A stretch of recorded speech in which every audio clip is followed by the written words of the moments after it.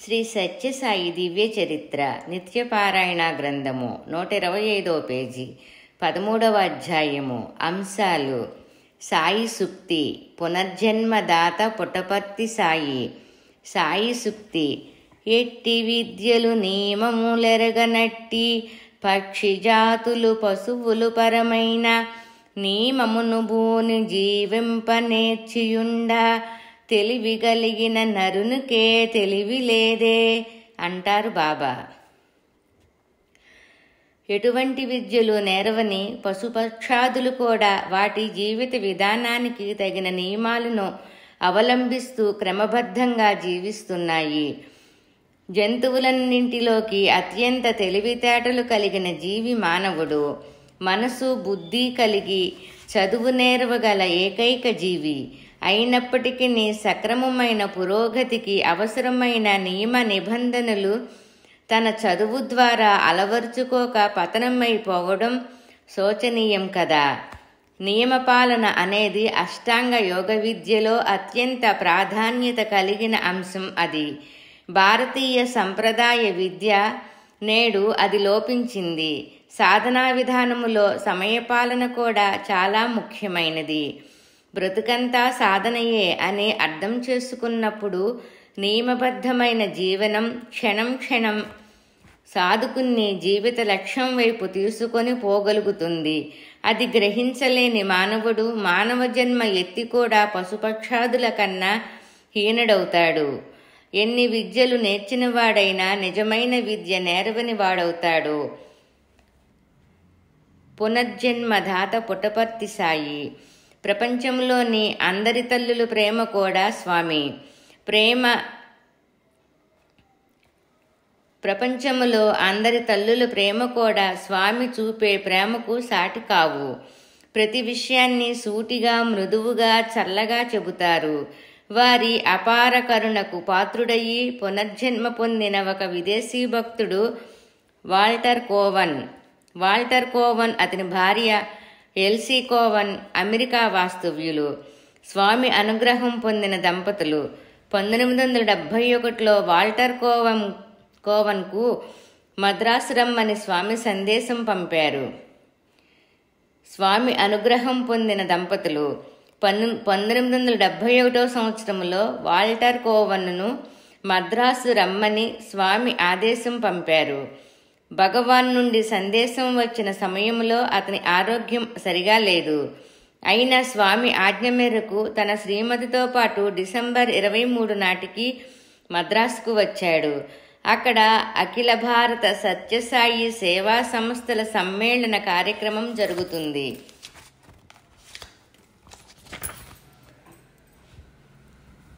23వ తేదీ నాడు వార్షిక సమావేశం ముగింపు సభలో కోవన్ దంపతులకు బాబా దర్శనం అయ్యింది. బాబా వారిని ఆశీర్వదించి పాదనమస్కారం కూడా ప్రసాదించారు. అనారోగ్యంతో బాధపడుతున్న కోవన్ ఛాతీపై వీపుపైన స్వామి తమ దివ్యహస్తంతో రుద్దారు. తర్వాత వారు తాము బస చేసిన కన్నెమోరా హోటల్కు వెళ్లారు. 25వ తేదీ క్రిస్మస్ రోజున కోవన్ పరిస్థితి విషమమయ్యింది.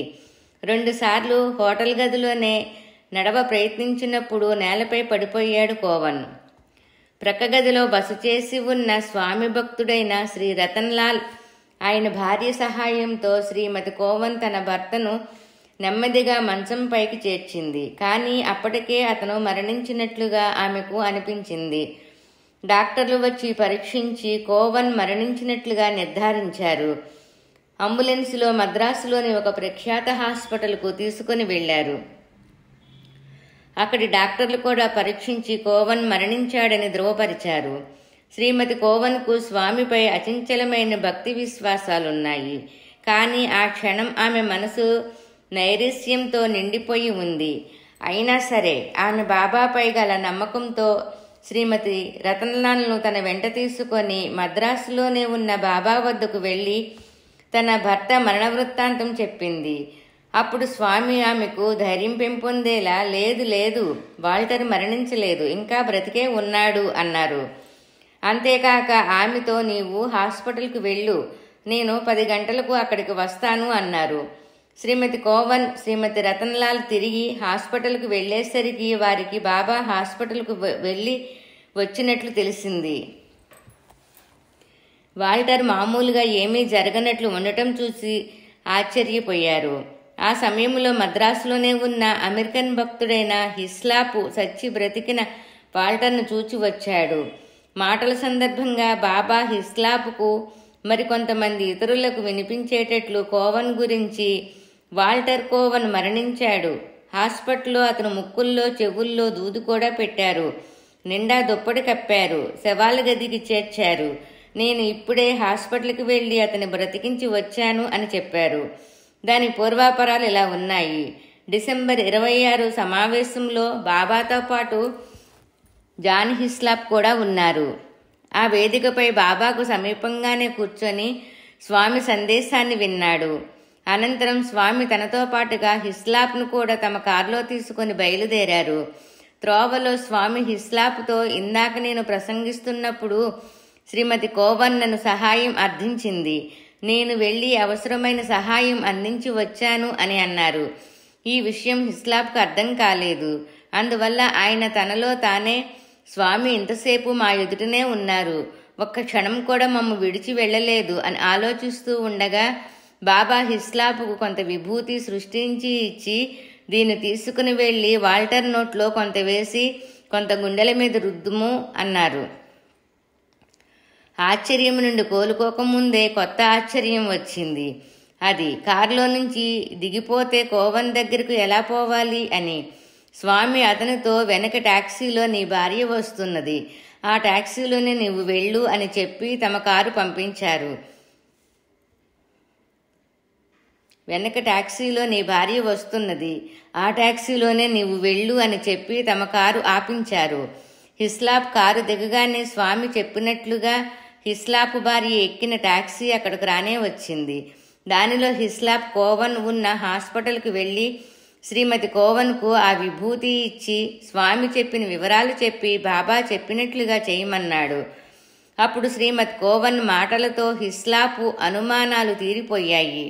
కొన్ని క్షణాల క్రితం వాల్టర్ పరిస్థితి విషమించిందని, ప్రాణం పోయినట్లుగా అనిపించిందని, తాను బాబా బాబా అని ఆర్తిగా పిలవగానే బాబా తన కళ్ళ ఎదుట ఉన్నట్లుగా తనకు స్పష్టంగా అనిపించిందని శ్రీమతి కోవన్ హిస్లాప్తో చెప్పింది. ఆ విధంగా 3 సార్లు పరిస్థితి విషమించింది. అన్నిసార్లు బాబా ఆమె ఎదుట ప్రత్యక్షమయ్యి ఆమె నమ్మకాన్ని పెంచి చివరకు వాల్టర్ను బ్రతికించారు. వాల్టర్ కోవన్కు కేవలం ఆయుర్దాయం ఇవ్వటమే కాక అంతకు ముందున్న పాత జబ్బుల నుండి కూడా విముక్తి ప్రసాదించారు స్వామి. వాల్టర్ కోవన్కు కేవలం ఆయుర్దాయం ఇవ్వటమే కాక అంతకు ముందున్న పాత జబ్బుల నుండి కూడా విముక్తి ప్రసాదించారు స్వామి. అతడు సంపూర్ణారోగ్యంతో స్వామి అందించిన నూతన జీవితం 19 నెలలు గడిపాడు. ఇలా ఎంతో మంది భక్తులకు వారి జీవితకాలాన్ని బాబా పొడిగించారు. అయితే స్వామి అందరినీ ఎందుకు బ్రతికించడం